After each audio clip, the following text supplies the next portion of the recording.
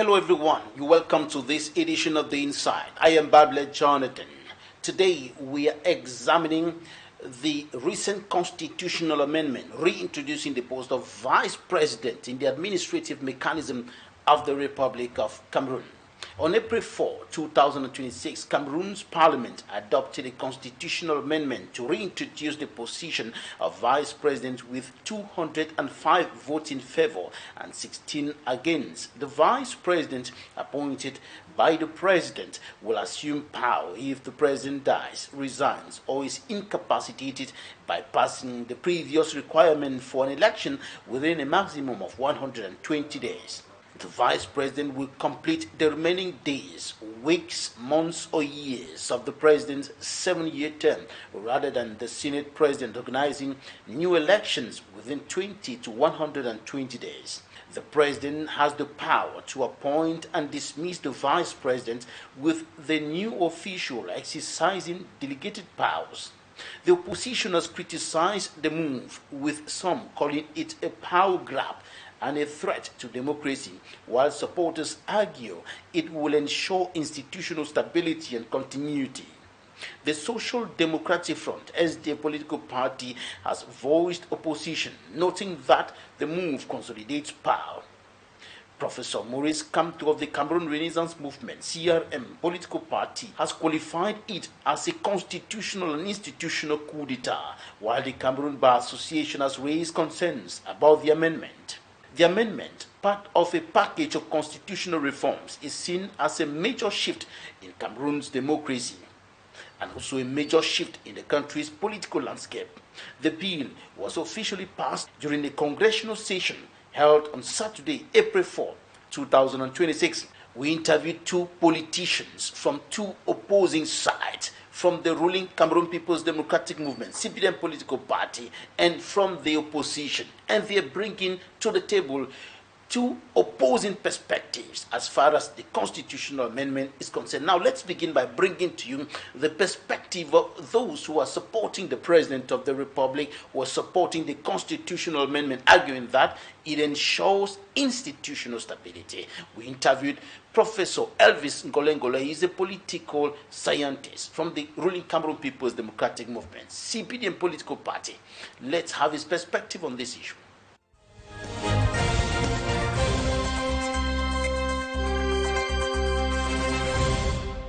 Professor Elvis NGOLE is a political scientist, lecturer of political science.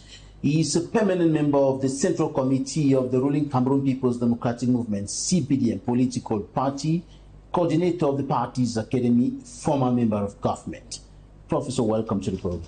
Thank you, and it's always a great pleasure to be on your prestigious show. Let me have your take on the constitutional amendment reintroducing the post of vice president in the administrative mechanism of Cameroon. Yes, reintroducing or reinstituting the post of vice president in the state architecture, administrative architecture, or even constitutional architecture is nothing new. It's not new to Cameroonians, because the history of Cameroon shows that once upon a time, when the state was a federal state, that is from 1961 to 72, there was a post of vice president, clearly in the constitution of 1961. There was a post during the federal constitution, which was in fact, the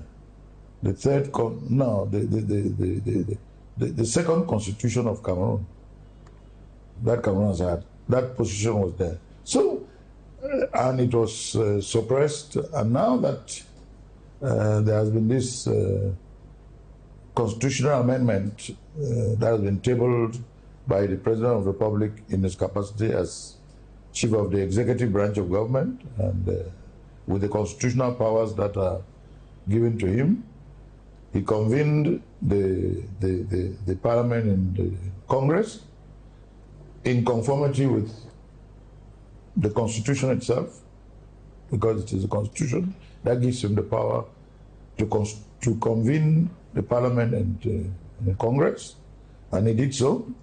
And the Parliament, as the representatives of the people, in order to give legitimacy, the representatives of the people met as a Congress, meaning jointly the two chambers met, the upper and lower house of the Parliament met, and when they meet jointly, it means there's either a serious constitutional issue or that the chief executive, meaning the head of state, has something important to say, or there's a very serious national issue that has to be discussed that will touch on the Constitution and the laws. These are the conditions, according to the Constitution, that can demand for the Parliament to meet in Congress. And in this case, it was the issue of the amendment to the Constitution in order to introduce the position of the post of the Vice President.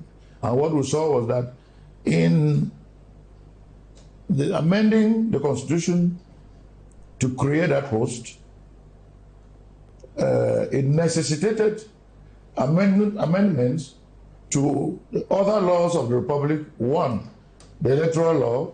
Two, the law organizing the Constitutional Council, and even other laws were touched. Other aspects of the executive machinery were touched. Article 66 of the Constitution was looked into. The article on the court of impeachment was looked into. So in total, there were about 6 or so articles of the Constitution that were touched, but the major one being the institution of the post of Vice President. It was a good thing. It's a good thing because first, it's nothing new. And secondly, for those of us who come from a political science background, whenever and wherever you have the post of a president, the logic of functionalism, the theory of functionalism. In fact, for those who have done management sciences, or maybe even administrative sciences, or if you've done just political science pure, if you have a president, it's only logical that you will have a vice. And a vice meaning someone, in case the president is not available for whatever reason, someone who ensures continuity, and so that there is no gap, or there is no uncertainty, or there is no a kind of confusing situation at the there was no confusion. So from what you're saying, it's a good thing. It's a good thing. From what you're saying, it means that suppressing it in the first place by President Ahmadu Ahidjo was not right. No, not necessarily that it was not right. It is good to in order to respond to the question that you've just raised, that it means that it was not right. Suppressing it was not right. Now, to answer, for us to give a correct answer to that, to the question you've raised, we must put everything in context. Cameroon operated as a federal form of state from 1961 to 1972, and in 1972, the people in a national referendum transformed the state from a federal state to a centralized unitary state. And that centralized unitary state began from 1972, and it ended with the 1996 Constitution, which instituted, or which transformed the state into a decentralized unity state, which we have now. So when it was suppressed in 1972 with the end of the federal form of state, the context at that time demanded that they should have just the force of a prime minister, because it was a unitary state, and that the president of the National Assembly will, in case of a vacancy, will fill the position. But with the difference with a limited time. With a limited time and 120 days to organize elections. With uncertainty. And when, as you know, the second chamber was created, meaning the Senate was created, the position moved from the President of National Assembly to the President of the Senate, who had it all this while. And now it has given that the President, in his 12 October 2025 presidential election, in his manifesto, in his political program, he did talk about reforms of the state, the functioning of the state. And when he took over, when he took the oath of office on November 6th, he did precise and announce that he's going to introduce reforms, which were institutional or political or constitutional and so forth, in order to reform the way the state functions. So there was no surprise that these amendments were there, came into place. And you ask, why then would he bring back the post of vice president now when it was suppressed in 1972? It is not necessarily that it was wrong. It is that as a country, we should sometimes feel good about ourselves. Cameroon has evolved. Cameroon has mutated since 1961. Cameroon, we have done very well. We are a successful, I keep telling people, we are a successful example of union or of a united country. And in both spirit and in reality, we have overcome problems, we have faced every question, and we have evolved and mutated in such a way that we have understood each other more.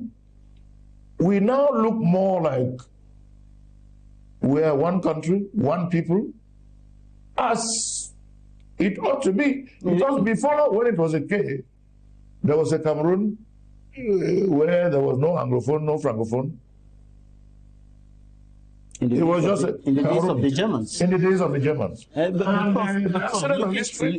Some analysts will tell you that for the past decades, we've actually been shifting backward and not progressing the way you seem to put it, based on the fact that we have issues with the unity of the country emanating from the gradual shift away from the federal structure, shifting away from all what guaranteed they come together between the two entities, the former East and West Cameroons that came together. However, Prof, when you look at the constitutional amendment itself, the opposition, notably with statements from the Social Democratic Front, from members of parliament like Honorable Cabral Libi, raised concerns about this amendment, highlighting what they qualify as its anti-democratic nature. However, it was voted, it was adopted, thanks to the overwhelming majority of the ruling party. As a political scientist. Yes, I have to say that the opposition, and the opposition that you mentioned, the SDF and the others, I think they are wrong in their take. They are wrong in their interpretation, and I think they are wrong, perhaps even in their intentions or non-intentions, because there is nothing non-democratic about a constitutional amendment, about the constitutional amendment that we are talking about. There is nothing illegal about the constitutional amendment that we are talking about. There is nothing illegitimate about the constitution that we are talking about. And so when this opposition, and I'm not going to say all opposition, because all opposition did not take the position that you are referring to with respect or with regard to the SDF and the others. The constitutional amendment occurred within legal, within constitutional, and within legitimacy context. because legal, because the law, the Constitution itself, as the founding law and the other laws, permitted the president to convene the parliament in Congress. So the law, and as you know, he is a legalist.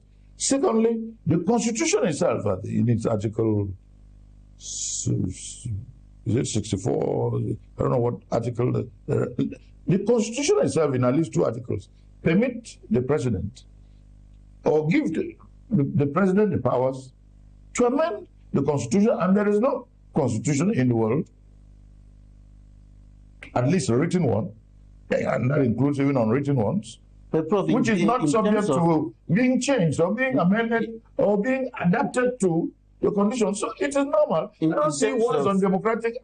In terms of it was a parliament, shows that there is democracy. In terms of democratic principles, Prof. In terms of democratic principles, yes. In terms of the democratic context, yes. which we are claiming in Cameroon. I use the word claiming because we have it. We don't claim it. We have it. Who are saying that Cameroon is not a democracy. No, it is a democracy. But then, in terms of democratic principles, yes. Should a vice president be appointed or elected? That's a very good question, and I'm not going to answer it as a permanent member of the CPDM Central Committee. I'm going to answer it as a political scientist.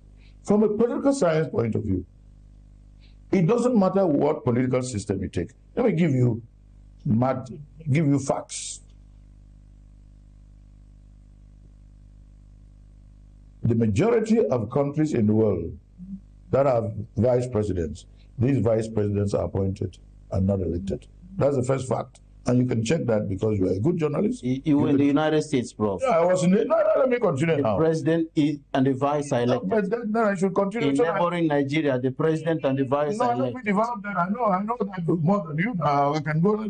Before you answer, let me just answer the question. Go on, Prof. The U.S. and Nigeria are 2 presidential systems which are federations. They are federal states and not unitary states. And in these 2 presidential, and they are both presidential systems also. In the case of Cameroon, Cameroon is a unitary state, a unitary decentralized state, and it's a presidentialist system. The difference between a presidential system in political science and a presidentialist system, in fact, in our case, we call it a semi-presidential system because in our system of presidentialism, there's a prime minister that is appointed by the president to whom the president delegates certain powers, particularly the power to head the government and so forth and so on, or to coordinate government action. But even in the US and Nigeria, which are federal states, in their presidentialism, the vice president is elected on the same ticket with the president on the appointment or on the designation. Whether you use the word designation or appointment is the same thing. It is the president in the US, it is the presidential candidate in the US, and it is the presidential candidate in Nigeria who appoints or designates his running mate. They call it in that system, in those systems, running mate. The running mate is another name for vice presidential candidate. So whether you use the American or Nigerian form of presidentialism, or you use the Cameroonian form of presidentialism, which are 2 different forms of presidentialism, the president still has the power to designate or to appoint his vice. But in Cameroon, the problem highlighted by political analysts is the fact that the president can appoint and dismiss. He can appoint the vice president and dismiss him. But in the other cases which you mentioned earlier, which the president also has powers to choose indirectly before the election, before the people come to choose, he cannot dismiss. Yeah, because there are 2 different systems. We people who make this case like to mix things up, and I think we have a duty, moral duty, to educate our public. Nigeria is the only country in Africa that tries to function or functions on the American model of presidentialism, and also on the American model of a political system. It's the only country out of the 54 countries on the African continent. And so Nigeria is doing its best at that. I'm not criticizing Nigeria for that. But the American system, which is being practiced more or less in Nigeria, America with its 50 states, Nigeria with 36 states, is not the same as the Cameroonian system. The Cameroonian political system is a unitary, decentralized state system. And the form of government or governance that is practiced is a form of presidentialism, which is more presidentialist than in the case of the United States and in Nigeria. You made the case of the fact that in the case of Nigeria and the United States, the president cannot fire. It is because under their constitutions and given the state form of governments that the state forms that they've got and the form of government, the rules are clear as to the relationship between the powers of the vice president versus the powers of the president. But I can tell you, as someone who studied American political science and in an American university, the American president still has preponderant powers over his vice president. And in fact, the vice president's value in the American system comes from how much attention and how much value the president gives to him. Apart from the fact that under the Constitution in the US, the vice president presides over the Senate, even though he is not a senator.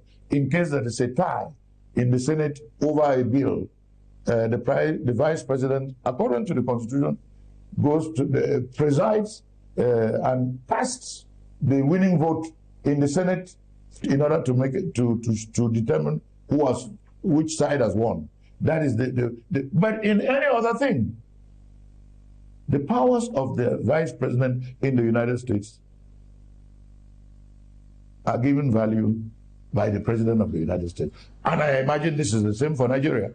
So, Prof, because Nigeria is a country that practices the American model. According to you, there is no problem. There is no problem with the fact that the president can appoint or dismiss the vice president. He has the constitutional powers of the president of the republic to appoint and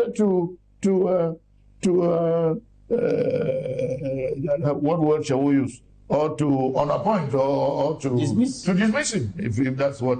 The Constitution gives him that power. It is not that it's a personal power. It is not that it is a whim or a caprice. So, what is the necessity? What is the necessity for Cameroon to have a vice president at this point? Oh, first necessity is that because you have a president, it is only normal in order for you to be more efficient, in order for you to be more certain, in order for you to function very normally, to know that you have a vice. This is simple logic. It's even commonsensical. And I always told people that as a matter of fact, the vice president was always there, just that he was not called vice president, as you know. The president of the Senate? The president of the Senate. I always pointed just that it was not, in constitutional terms, referred to as the position of vice president. So if the president of the Senate was doing... The conditions under which that particular article of the Constitution, giving the powers to the president of the Senate to play interim for a maximum of 120 days. 120 days carries with it uncertainties, carries with it certain confusions, and carries with it certain challenges, which if you just have a vice president purely clarified and made clear in the Constitution, you don't have to. That in case of that, you take away the uncertainty. You take away any confusion. It completes the mandate of the president. It completes the mandate of the president. Before reorganizing the election, there is more uncertainty, there is more efficiency, and it's more fluid. It's commonsensical. It is only normal. I am telling you, if you...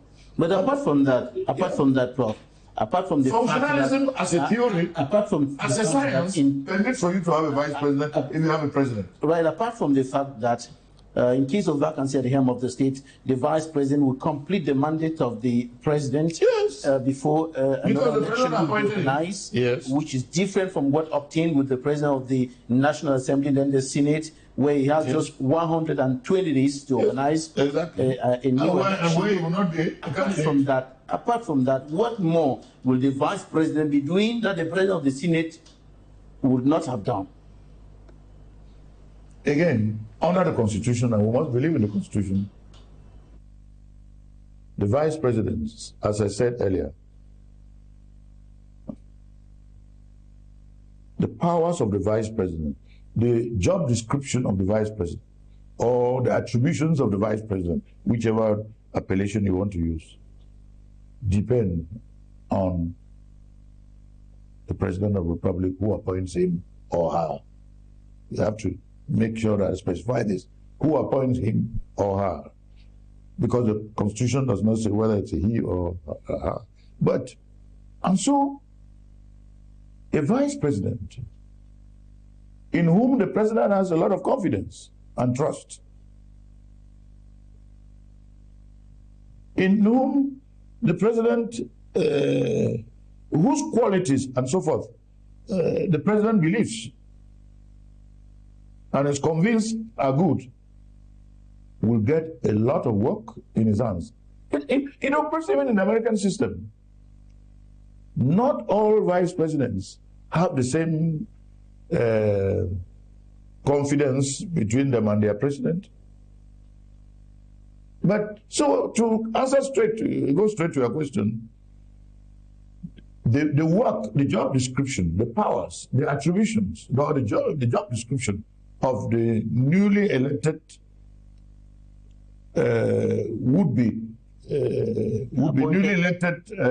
newly appointed prime minister or vice president will depend upon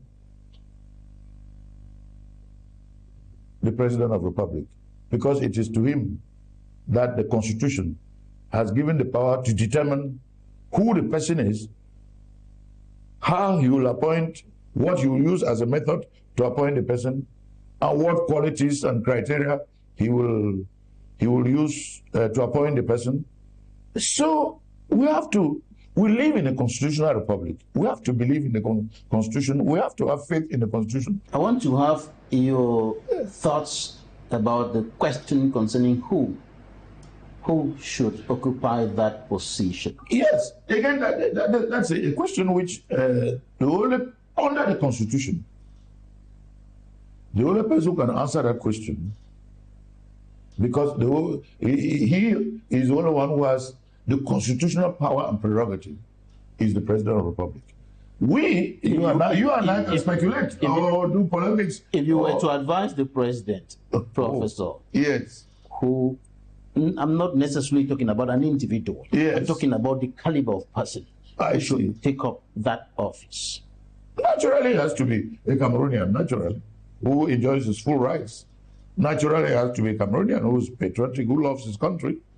Naturally, it has to be a Cameroonian who puts country first and believes in the national interest, and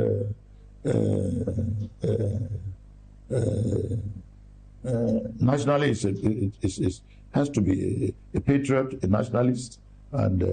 What do you think about the idea that whosoever would be appointed by the President of the Republic should come from the Northwest or Southwest region? Yes, I'm one of those who, you see, geopolitics, internal geopolitics is normal in all political systems.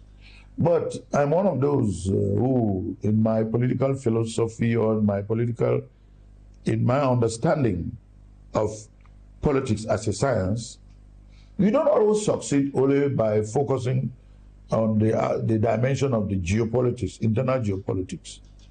You are a Cameroonian, and you are good enough being a Cameroonian. And we have evolved, we've done so well that under the Constitution,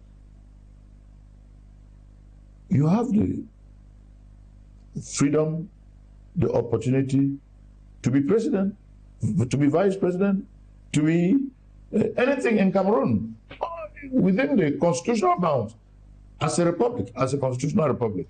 And your value does not depend upon the geopolitics. In other words, which geographical corner of the republic you come from. The federal constitution answered this question by saying that if the president is a francophone, yes, the vice should be an anglophone, yes, and vice versa. I agree. But the current amendment says nothing about that. Because we are not in a federal setup. And the spirit and letter, the intentions and the considerations in a federal setup, in a federal state, are different from that in a unitary state, even if the unitary state is decentralized. And I'm glad that your question alludes to that. It was important in the beginning of our nation or of statehood that we began as a federation. And as a federation, the geopolitics, the internal geopolitics of how the federal union came into being was important. At that phase, for 11 years, it was important. And no one denies that historically there's relevance to that. Will your political experience, your academic experience, your administrative experience, you were a former member of government. Indeed. Do you see yourself in the position of the Vice President of the Republic? I cannot say so because I am among 30 million Cameroonians.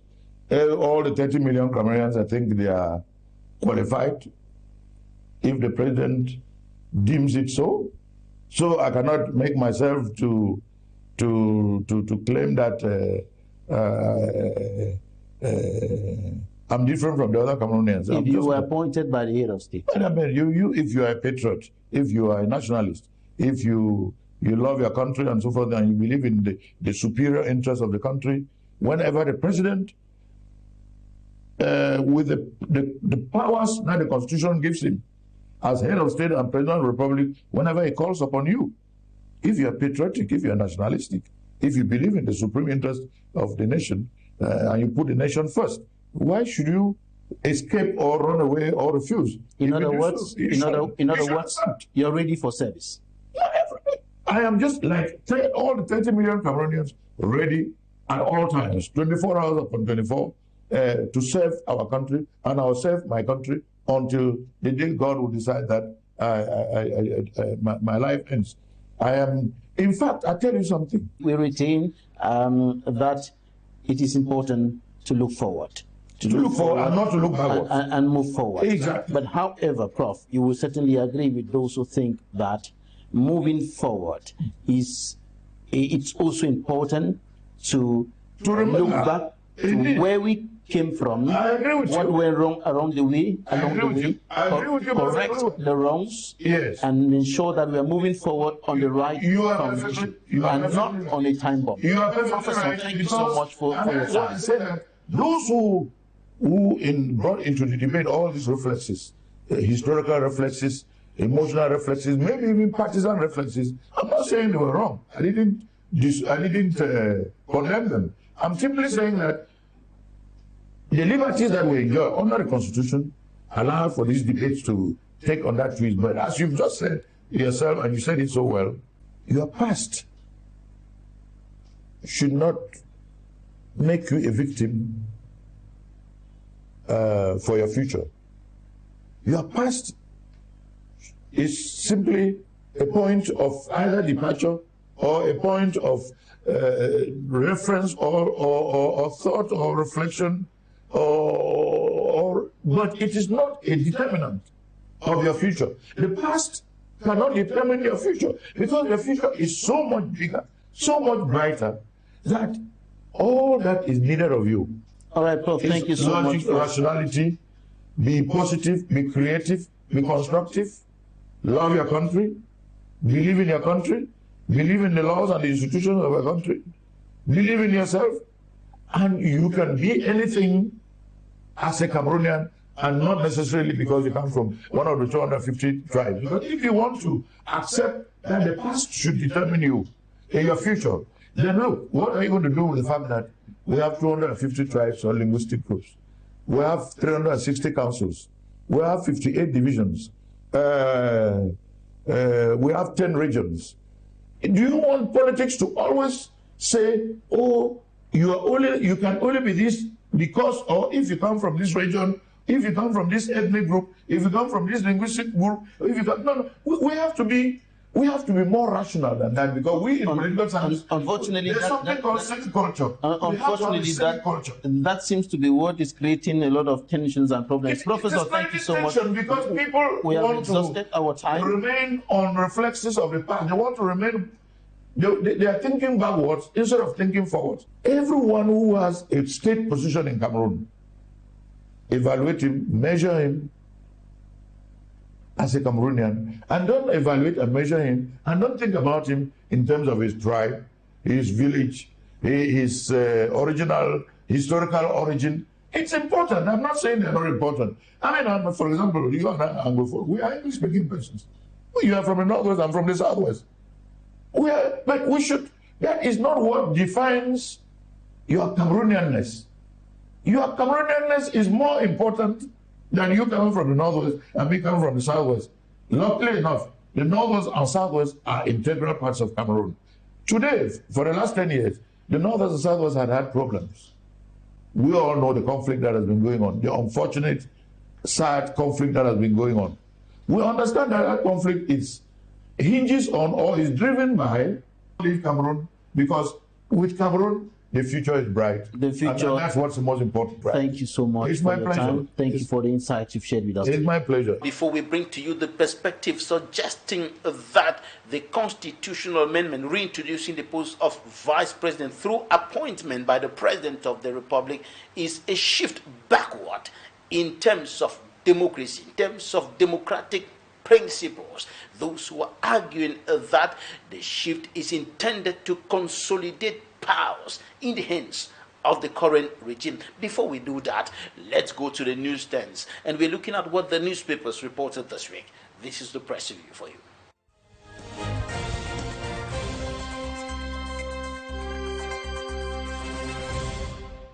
The Voice newspaper reports that Issa Chiroma Bakari, who said he won the October 12, 2025 presidential election and his victory was stolen, has slammed what he qualifies as constitutional erosion, charging Cameroonians to lead the fight for change. While international anti-corruption crusader Akere Muna denounces what he calls monarchist shift in Cameroon's constitution, saying, a quote, "Let's cut the rope with which they want to hang us." Another issue of the paper qualifies the constitutional amendment reintroducing the post of vice president as a charade in Raw State.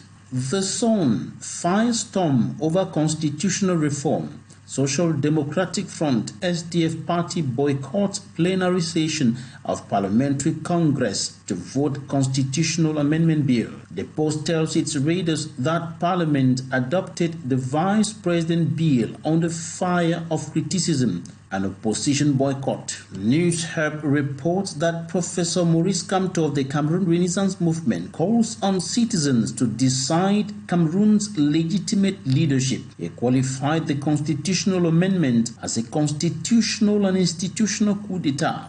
According to the Median, the constitutional amendment is President Paul Biya's masterclass with which he stunned the nation through what is described as a power succession deal by appointment. Daily Voice, Biya to handpick her, Anglophones ignored. According to the paper, it was a display of legislative acrobatics that surprised absolutely no one. Cameroon's parliament once again reached for the rubber stamp to facilitate a smooth transition on President Paul Biya's terms. The Guardian Post exclaims, "Constitutional amendment, Anglophones cheated again." The daily newspaper points to the fact that in what has been seen as sustaining a glaring pattern of marginalization, the bill adopted in Parliament does not stipulate that in the case where the president is francophone, the vice president must be anglophone and vice versa. The Horizon, two CPDM senators rebel. Senators Zengele and Belamuki break discipline of the ruling party to say no. Another issue of the Guardian Post tells its readers Parliament has empowered President Paul Biya to confiscate the country's electoral calendar by adopting the bill on the postponement of the mandate of municipal councillors beyond all limit. Another exclamation on the front page of the Guardian Post. Biya, Anglophones deserve vice president and PM post. In an editorial, the paper says there is an urgent need for an Anglophone memorandum on the issue. Another issue of the Guardian Post puts forth the question, who is Anglophone? Who is not? Daily Voice, Bamenda's cry, no justice, no rest. In Bamenda, peace is the prayer, but justice is the demand. Municipal updates. The Post Weekender and Cameroon Tribune say Cameroon is ready to welcome Pope Leo XIV. Another issue of Cameroon Tribune announces the construction of a 500 billion francs CFA tourist village in Limbe in the southwest region.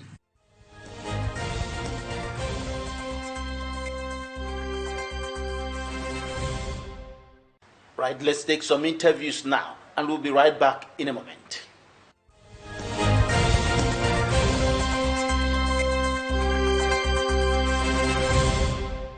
During his stay on Cameroon soil, Pope Leo XIV will be received in audience in his capacity as head of state of the Vatican by the President of the Republic, His Excellency Paul Biya. In addition, he will carry out various apostolic activities, including a celebration of Mass in each of the cities visited, meetings with bishops and other church leaders, as well as Catholic faithful and key players from the civil society. Let me avail myself of this opportunity to commend the excellent ties between Cameroon and the Holy See, formally established in 1966, shortly after our country's independence, and the opening of the Embassy of Cameroon to the Holy See based in Rome, thereby formalizing the bilateral and spiritual ties between the two states and their respective national communities. Moreover, it is important to note that prior to that date, Cameroon had already been represented at the opening of the Second Vatican Council in 1962. Other outstanding facts.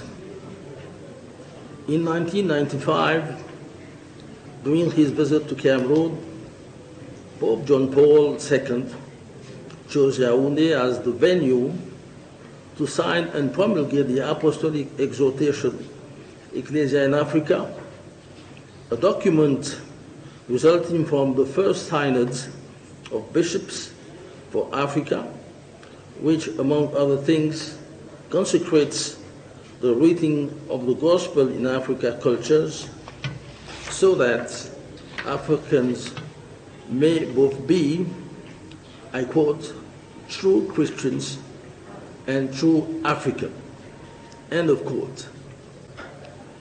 In 2009, Pope Benedict XVI, during his first trip to Africa, which also brought him to Cameroon, presented in Yaoundé the Instrumentum Laboris of the Second Synod of Bishops for Africa, entitled The Church in Africa, at the service of reconciliation, justice, and peace. By such an act at the time, the Catholic Church already affirmed Cameroon as a center of gravity for ecclesiastical reflection on the African continent. The Archbishop said, let the Pope visit not only be a mere visit, but let it be a visit who will transform the heart of the leaders of the country. Let them work to wipe away corruption and fight for social justice. Let them make everything possible that the good we have in Cameroon, because Cameroon is a country which is blessed. If the good, the wealth that we have is shared to everybody, taking in account, even a little one, not taking all for myself and nothing for the others, we share it for everybody, then we are going to eradicate smoothly and slowly the poverty in our country. He emphasized on the corruption, that let everybody, when you are working, put in your heart that let justice be in front before everything. Working in the sense that tomorrow your son, your daughter will also live in this same country. And this same country in 50 years should be transformed when we of today, the Cameroonian of today, has worked for justice.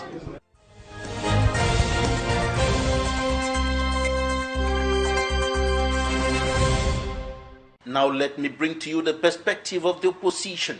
Opposition political leaders, civil society leaders, right defenders in Cameroon have criticized the regime for bringing in this amendment to the Constitution of the Republic and the reintroduction of the post of Vice President through appointment by the President of the Republic. I told you earlier that the Social Democratic Front raised concerns about this, and we also had reactions from other opposition members, including the Honorable Member of Parliament, Cabral Libi of the Cameroon Party for National Reconciliation, from Honorable Jean-Michel Nincho, and also from Professor Maurice Kamto of the Cameroon Renaissance Movement. And Professor Maurice Kamto said that the constitutional amendment and the reintroduction of the post of Vice President through appointment is a constitutional and institutional coup d'etat. And about this, we spoke to the president of the Cameroon Reformation Party, Foli Galang. This is what he said.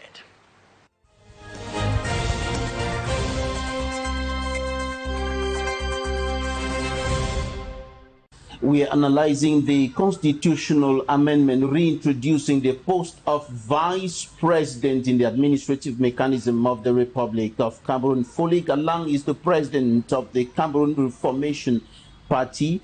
Mr. President, you're welcome to the program. Thank you very much, and thank you very much, Mickey, again. Thank you. Right. Parliament has adopted the bill on the reintroduction of the post of Vice President in Cameroon, and that bill is yet to be promulgated into law by the President of the Republic. What's your take on that? My take is crystal clear, very, very clear to Cameroonians, and not only to myself, also my party militants. My take is very clear. This is sham. This is very bad conduct. This is a position that was already existing in Cameroon back in the days. They closed it down under the CPDM. They came back after 40, 42, 43 years and then reopened it again when it favors them. I've been crying to Cameroonians so many times. I've told them. Is the first president, Amadou Ahidjo, who put aside the post of Vice President? Of course. Amadou Ahidjo put this aside, the post of Vice President. He came into position and promulgated it because he was a member of the CNU by the time he was president of this country before 1982. 1982, he became president.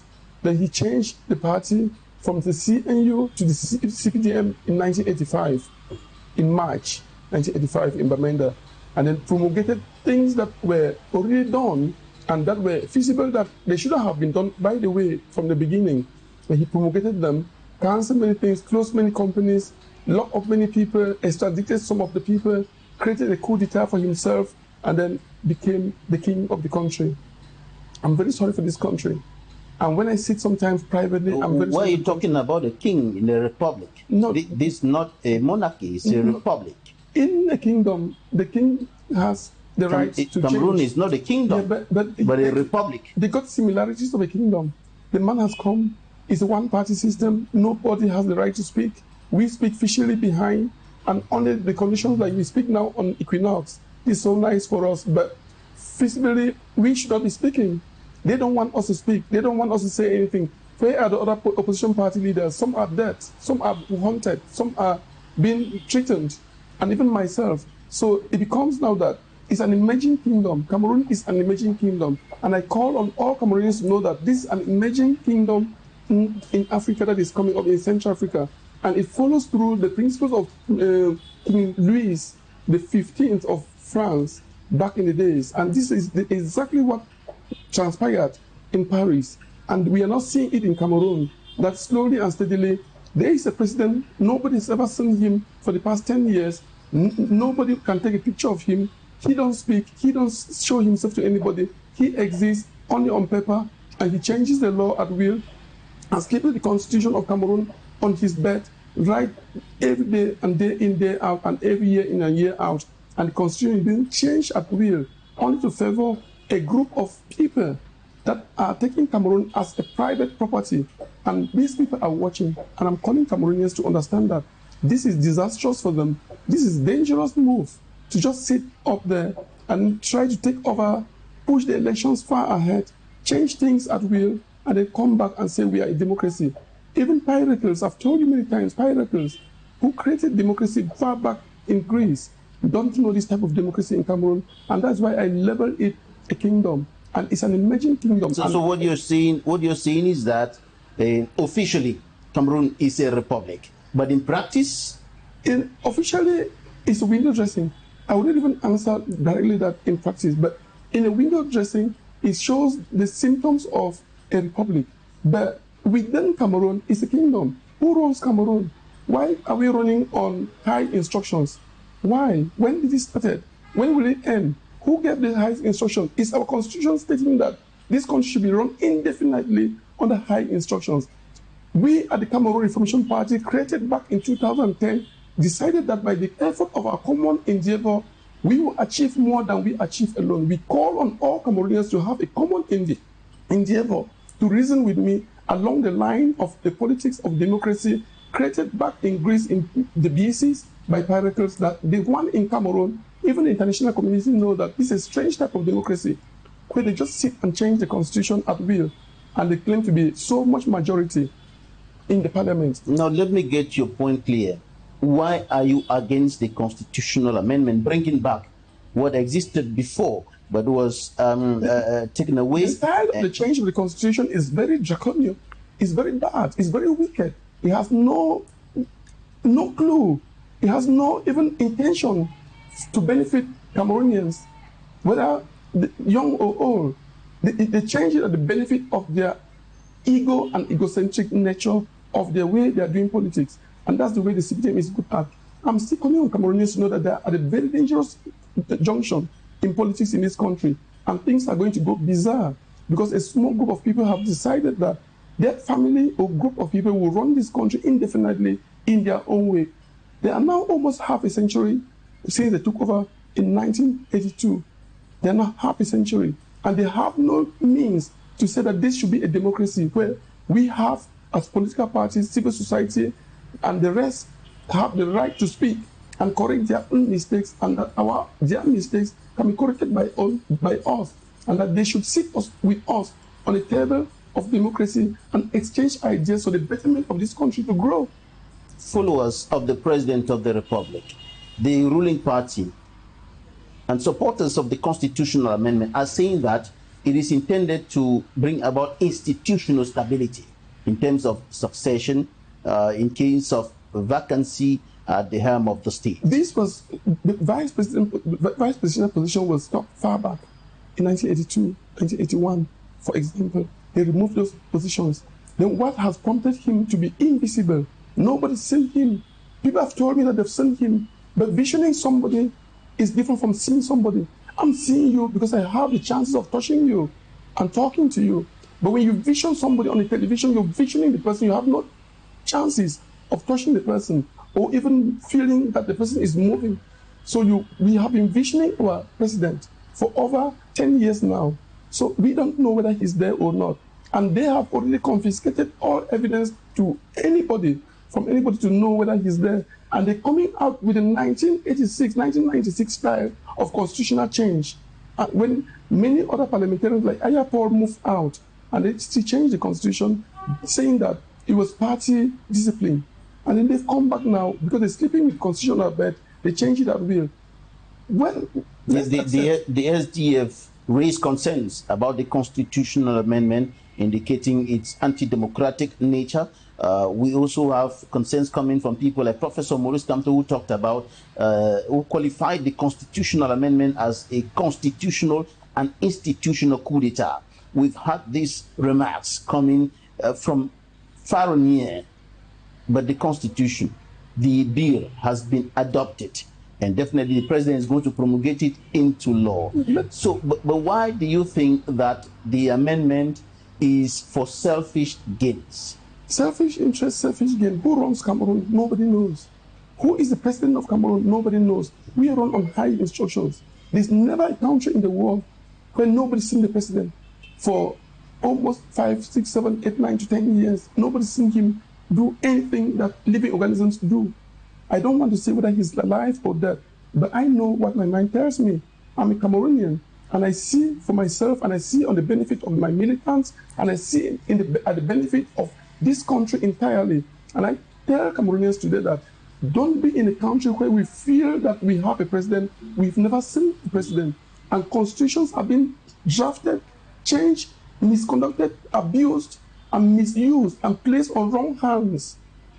Changing is one thing, practicing is another, and doing it is another thing. And the law is on wrong hands. And very dangerous people have taken over this situation, and are using this country in their own selfish interests. And I am vocal. I am ready to say what I want to say. I'm ready to do what I want to do. For example, saying that I will do only the good things that benefit this country. I will say only the good things that benefit this country for those that are capable and incapable, and for my militants, and for those who are ignorant. Ignorant in that they accept that the constitution should be changed when we don't know why it's being changed. When this ideology of changing started, why is it only adopted at the level? Why can we not have the Kenyan style constitutional change, where we all sit, political stakeholders, civil society and the rest, we sit in a room, we accept what we have to change, we celebrate it nationwide, we adopt it, and it comes into law. Why are they changing it within the back doors? Why are they pushing the parliamentary elections that was meant to be holden, and they're pushing it ahead just to change the constitution? That is not democratic. But the constitution was changed in a parliamentary congress that brought together members of the upper and lower houses of parliament, who sat down and examined the bill and adopted the bill for the constitution to be amended. Yes. So why are you saying that it was changed in the back door? It's changed in the back door because those that are changing that constitution at the moment, we should have a parliamentary election that is so short, that was meant to be as soon as possible. But unfortunately, they have played the type of games that they think that is political games, but they're not democratic games. Are you making reference to a problem of legitimacy? Legitimacy those, is with regards to those who are in parliament now. Of course, they are not legitimate, because we should have a parliamentary election first. After the parliamentary election, we should be able to check if our constitution is going to be changed, and even if we have a Congress, both upper and lower, that is dominated by one party. But we got political parties in Cameroon. They should have invitations. They should have stakeholders. They should speak on behalf of other minority groups that support them to see whether this change is feasible. But unfortunately, they have pushed forward all these elections ahead, and they won the presidential election as they claim, and they have not, up to now, been able to even come out with a cabinet. The president used his constitutional and legal right to extend their mandate. The constitutional and legal right of the president is put by himself, because for the past 45, 50 years that he's going to seek to be there, even though we don't know whether he's there. We don't see any evidence that that constitutional right that he's using is right, because he's changed his constitution so many times on his own. He never seek advice from anybody. He never invited other stakeholders to participate in the changing of the 1986 constitution, and so many other changes have taken place. Those that are changed within the back door, those that are changed within the window dressing, and saying that it is just because we have got a Congress. The Congress, you are the referee of the match. You playing the match against your opponent. Why can you not win the elections? Why can you not get the power to change constitutions? So if this was democratic, some of us can be invited to sit over the aisles and let them sit on the other side of it, and let's debate, let's talk about the constitution, let's seek the will of our people, and let's adopt it and celebrate it. That's why I say the Kenyan-style adoption after Mwai Kibaki left, Raila Odinga celebrated the constitution to make sure that Kenya becomes one from the Monkiki group that was fighting at that time. But this is the same thing in Cameroon. We got factions of people struggling left and right. The Boko Haram up in the north, back in English Cameroon, there's struggles there. This is time to bring everybody together, not to struggle for the constitutional change.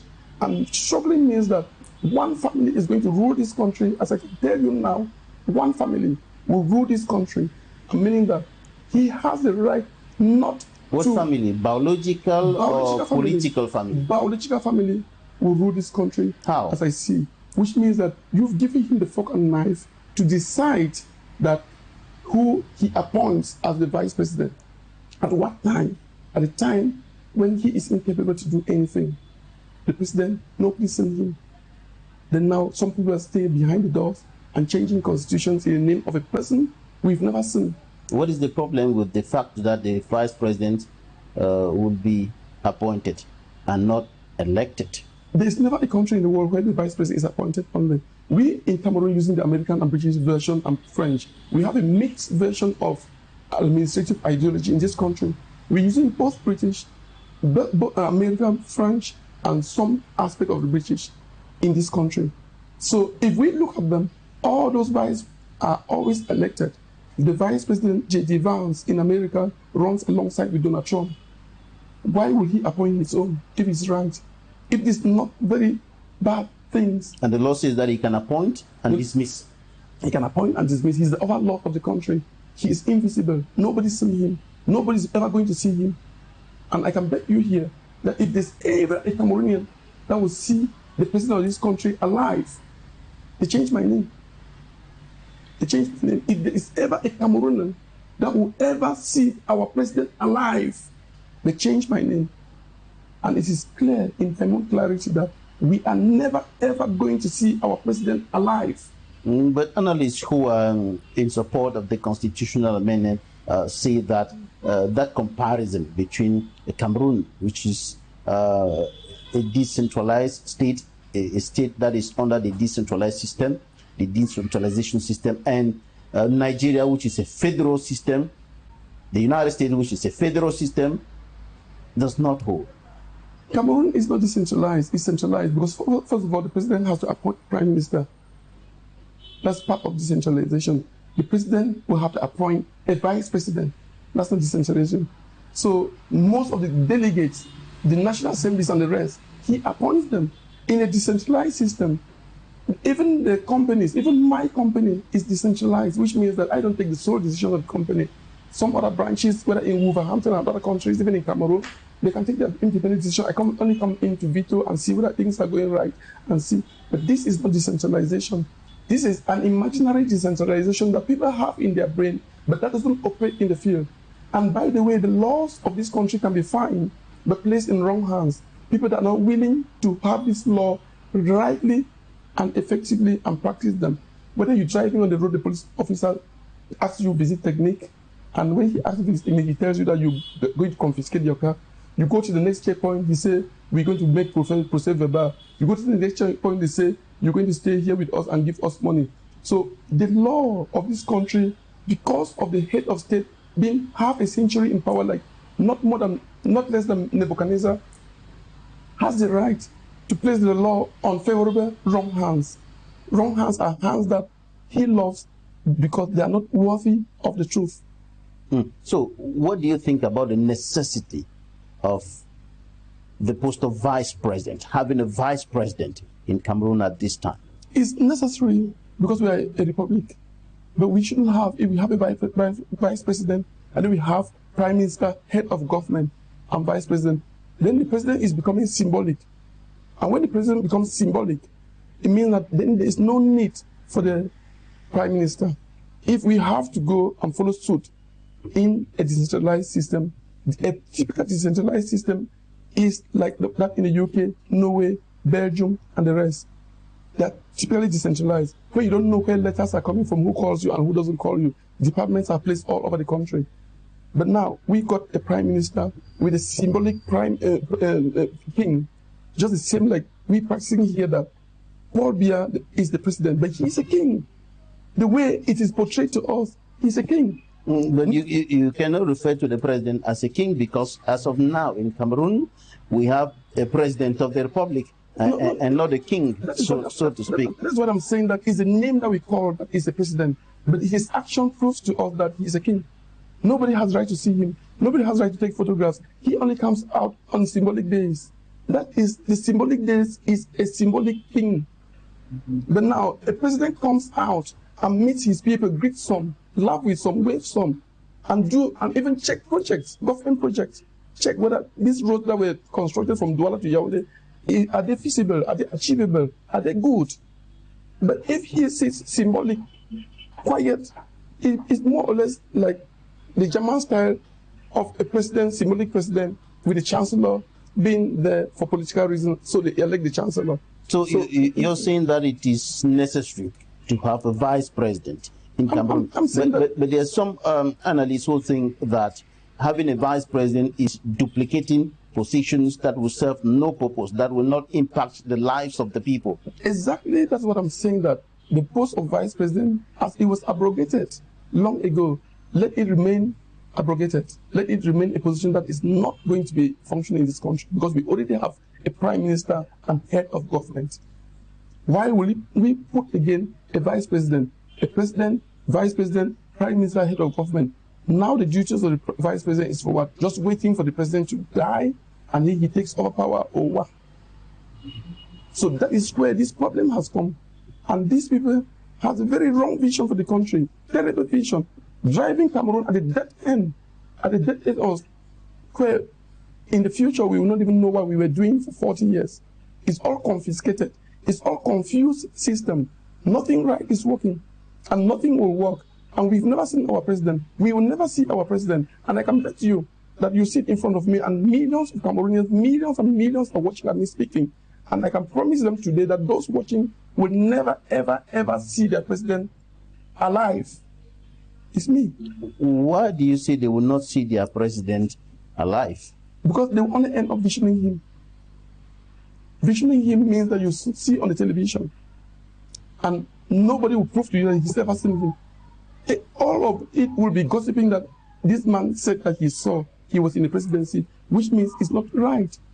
We will never see our president. You will never see a Cameroon child proud that he saw his president walking down, he saw his president in a shop, he saw his president doing something. You will never see even a state function with the president live, sharing with other ministers. You will never see a cabinet reshuffle with the ministers all having a cabinet meeting, with the president chairing a cabinet meeting. You will never see it. We miss all those things in Cameroon. And that's why the country is going down the drain. Because those physical things that leaders do in their country, Nigeria, South Africa, Kenya, Uganda, Senegal, those physical things that they do and be proud of their country, we miss them in Cameroon because we are now going on the wrong side during this 50 years rule of the CPDM. We will never see our president chair a meeting and walk out of there and shake hands. We will never see our president go to an office and give a warning that this deadline has come here, I'll come back tomorrow, and this should be done. We will never see it. We see it in Mauritania, we see it in Morocco, we see it in so many other countries, but we will never see it, and we miss it, and Cameroonians miss their president, and we don't have one. And I can tell you now, we don't have one, and we only dream that we have. But I've been seeing him on the May 20 Avenue on National Day celebration that is coming up very soon next month. They've been seeing him. They're rushing doing this. some special occasions. They're rushing the Pope is coming, and they're rushing the post of vice. Expected to see him. They're rushing the post of vice president to cover those things. Nobody's seen him.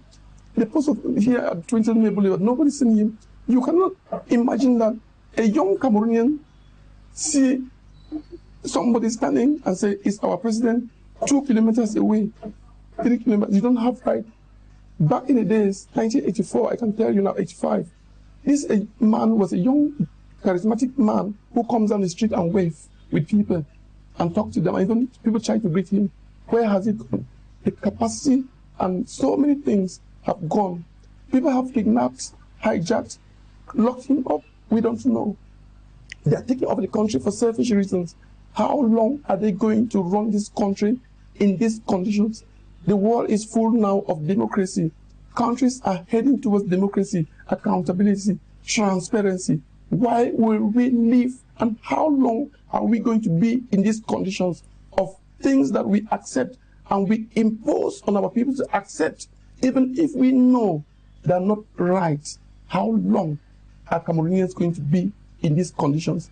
It is time for them to calm down, fix this country, call political stakeholders, call civil societies, call international organizations, sit in a room and sort this country out. It is very necessary. It's going on the wrong way.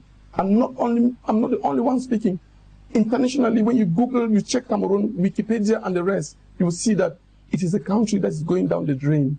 Nobody knows what is happening in this country. Nobody knows where this country is driving to. But a group of people have decided to say that they're changing this constitution, and let them change the constitution in their own likeness and in their own will. But let me tell them that this Cameroon you see like this is a country of human beings. And when a human being is pushed far back to the brick wall, where he has nowhere to go back further, he will spring out. They can take advantage. They can say anything. They can change the constitution. They can take the money. But this is a country that God has blessed. And we respect Cameroon. Well, the bill has already been adopted by Parliament, and now another issue is who is going to be appointed, who should be appointed, who should occupy that position of vice president. I don't really worry about, because whoever they will appoint will be somebody that behaves like them, mother like daughter, son like father, and the rest. So daughter like mother, and just mix up. So we don't even mind who will be. Who has come here to give Cameroonians the transparency we deserve? Who have come here to give the Cameroonians the peace we deserve, the love we deserve, the kindness we deserve, the equal shares in this country's cake we deserve? Majority of them don't even know how countries are being run. Majority travel, but they don't read along the line how the vision and imagination for youth generation, the youth of this country is going down the drain. Is now just becoming a youth of bike riders, nothing more than that. And bike riding and knocking off each other has become part of the game. And so when they put a new vice president, we don't see what they will bring, because they already have that, a prime minister. Vice president, what is he going to be doing? Nobody knows. So in that side, I don't want to know who is going to be. But I'm telling Cameroonians today that, seriously speaking, this country is going to be managed by one family, which means that father, son, wife, uncles, nephews, and the rest. And that is my last say. I'm saying to Cameroonians to understand that we are now driving into the dead end of becoming a kingdom. Are you insinuating that the vice president will come from the presidential family? They have what position in this country that they have given powers to another tribe? What position? What position? Let's look at the country. It's not me saying it. Visibly, if you have eyes to see at the cabinet of this country, you see where power transitions. Power is lying. Yeah, let me have your thoughts on the idea that the vice president should be an Anglophone, should come from the northwest or southwest regions. Officially, that's how the Constitution states, that the president of the Republic, if it is a French... That's the federal constitution, yeah, but not the constitution we have today. But they change it. They keep on changing things at their will and confusing them. So part of it looks Cameroon as a federal. Part of it looks Cameroon as a decentralized. Part of it looks Cameroon as a kingdom. So everything is just ransacked over from 1982 till now. And because ego and egocentricity push in, then certain people believe that it's a chop farm. And there's no love for the nation. Should President Paul Biya appoint someone from the northwest and southwest regions as vice president of the republic? Will it change anything in terms of resolving the close to a decade-old conflict in the northwest and southwest regions? I pray for him. Or the decade-old Anglophone problem? I pray if he is there, even though I don't know what's happening. I pray if he is there, I know I don't know what is happening and that we are never going to see him alive. But if whatever be the case, sort the problem out peacefully as they started the problem badly. Sort that simple basic things. To solve those problems is very simple. The simplest thing you can do in the world, the simplest mathematics, the simplest verb is the way to solve the crisis both in northwest and southwest. And they don't want... Will the appointment of a vice president from those two regions help? Can it help in this perspective of resolving that problem? The Prime Minister is here, I will still answer, is from the southwest and the northwest regions of Cameroon. How much has he contributed if he has the power? Has he got the power in this country as head of government? Head of government means that you hold cabinet meetings, you change ministers at will. Has he got the power? So what power will he have if this post of... Our constitution does not give him the power to change ministers, but is the prerogative of the head of state. But he is saying that he is the head of government. Head of government is what? Coordinating the government. Coordinating the government in which way? Can you coordinate the football match if the coach is somebody else? So you have to be the coach to coordinate the 11 players, and he cannot coordinate them. Some people there will tell you, you never appointed me. So if he is the head of government and somebody appoints the government and cannot respect the head, what will make if they put an English-speaking Cameroonian as vice president? What will be the difference? The powers will still go, and some small tiny person from the group of families will still decide that we will remove you tomorrow. So let us not just run around thinking that countries are run along the line of black or white, tall or short, man or woman. Countries are run along the line of knowledge. Who can offer best? Who have the best ideas in the country? Who can bring people together? Who can be very much inclusive? Who is more democratic? Who is more capable to explain when scenarios or challenges arises? But unfortunately in Cameroon, it's now becoming that because there is some segregation within the clans and the tribes. That's where my ideology of a new capital kicks in. Cameroon will have a brand new capital, a brand new region. We're getting along the line of northwest, southwest, west, littoral, and center. And we're creating a new region called the capital region. And in that capital region, we're creating a capital city. This city belongs to nobody. That's when you will take over power at the helm of the state. And it's an ideology. For now, the president of the republic is there. The CPDM is the ruling party, and there's an issue that I want to ask you. I want to ask your thought about that. The Professor Maurice Kamto has launched a petition asking Cameroonians to sign that petition in protest against the constitutional amendment. I want you to look at this camera and tell Cameroonians what they should do at this point. We have been subjugated. We have been tormented. We have been abused over the years. We have been tortured and molested. So we cannot run only on petitions, because petitions don't work in a regime that is rude, a regime that is difficult, a regime that is abusive, a regime that is not transparent, a regime that only confiscates the rights of his people. This is the type of regime we are in, and these are the challenges that we Cameroonians we are facing. And these are the wrong points, the point of difficulty, the point of where we have no way to go further if we don't come out rightly on our senses and see where this country is going to. This country is beautiful. It is our country, all of us. But this country should not be run by a particular group of people, confiscating the law in their hands, changing the constitution at will at their own time and the time that they love, leaving their wives uncoddled and coddling the Cameroon constitution. And we pray that you should recognize and understand that we are on the wrong side of politics. Democracy has failed in this country, and we're struggling within our party, the Cameroon Reformation Party, that we should revive this democracy. We should survive this democracy and bring it back.